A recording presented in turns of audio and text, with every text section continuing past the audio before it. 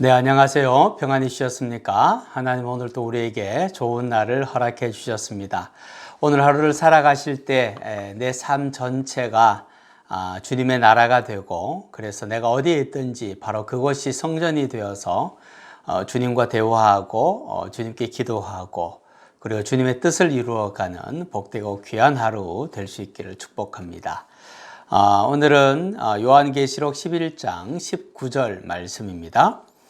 이에 하늘에 있는 하나님의 성전이 열리니 성전 안에 하나님의 언약궤가 보이며 또 번개와 음성들과 우레와 지진과 큰 우박이 있더라. 아멘.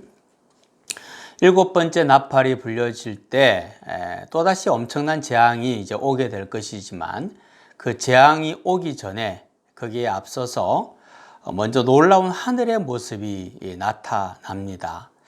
그 하늘의 모습을 요한이 보고 감격하고 감사하는 구절이 바로 오늘 구절입니다.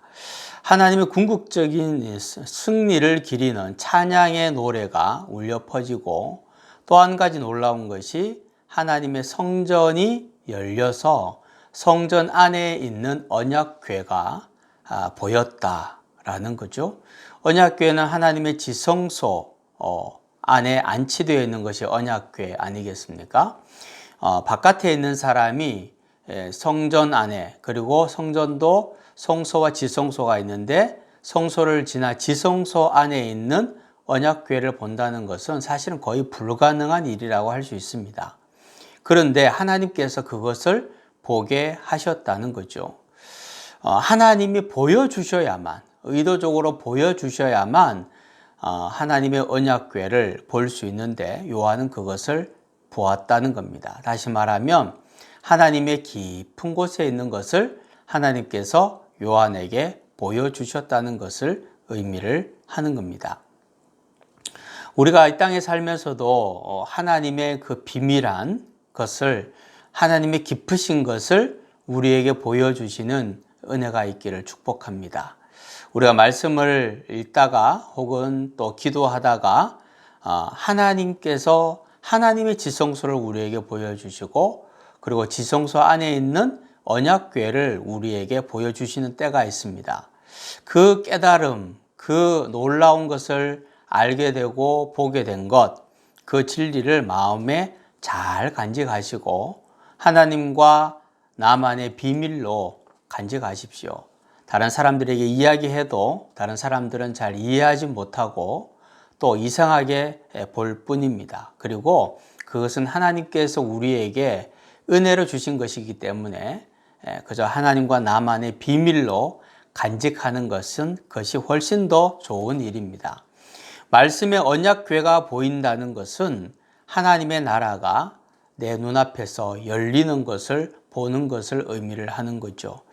참 어려운 일이고 흔히 있는 일은 분명히 아닙니다. 그러나 우리가 기도하는 가운데 혹은 말씀을 읽는 가운데 하나님의 깊으신 것, 하나님의 비밀한 것을 하나님께서 우리를 너무 사랑하셔서 그것까지도 하나씩 하나씩 보여주시는 그 은혜의 역사가 있기를 축복합니다. 그것은 하나님이 나에게 주시는 특별한 선물입니다. 세상과 나는 간 곳 없고 구속한 주만 보이도다. 이 귀한 하나님과의 비밀한 은혜가 있기를 축복합니다.